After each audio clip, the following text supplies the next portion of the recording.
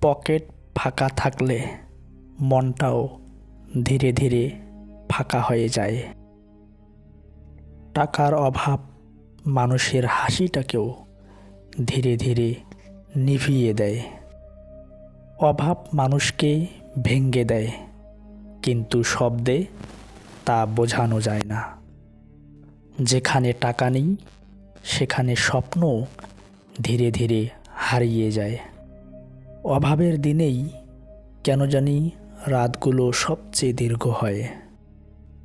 অভাব শেখায় মানুষ কতটা অসহায় হতে পারে। টাকার অভাব নীরবে মানুষের আত্মসম্মান কেড়ে নেয়। অভাবের কষ্ট সবচেয়ে বেশি যে প্রতিদিন সহ্য করে সেই বোঝে। অভাব মানুষকে শক্ত নয়, নীরব করে তোলে। টাকার অভাবে অনেক সম্পর্ক নিঃশব্দে ভেঙে যায়।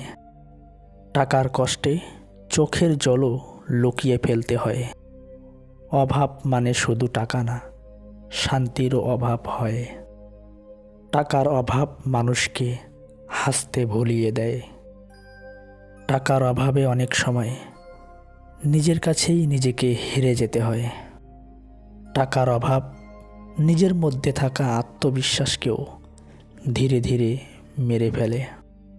অভাব মানুষকে ভেতরে ভেতরে এক অন্য রকমের ক্ষয় করে দেয়। টাকার অভাবে স্বপ্নগুলো শুধু ভাবনাতেই রয়ে যায়। টাকার অভাব জীবনের রং ধূসর করে দেয়। টাকার কষ্টে মনটা প্রতিদিন একটু একটু করে মরে যায়। অভাব শেখায় ধৈর্য, কিন্তু কষ্টের দামে। অভাবের কষ্ট কাউকে বললেও কেউ বোঝে না। অভাব মানুষকে নিজের অস্তিত্বকে নিয়েও প্রশ্ন করতে শেখায়। টাকার অভাবে অনেক আশা অকালেই মরে যায়। অভাবের দিনেই নিজের মুখের হাসি হয় সবচেয়ে দামি, যদিও সেটা আসে না। অভাবের দিনে সুখ বলতে যেন কিছুই থাকে না, শুধুই নিজের কাছে প্রশ্ন করতে ইচ্ছা করে, কেন আমি এমন? টাকার অভাব মানুষকে অনেকভাবে ভেঙে দেয়।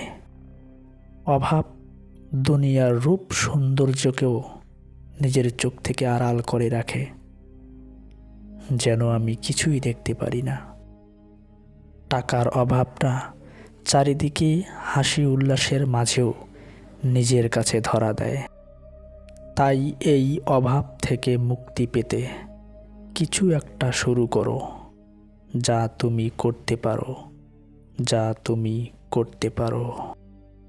অভাব, কষ্ট, দুঃখ জীবনে আসবে আর যাবে।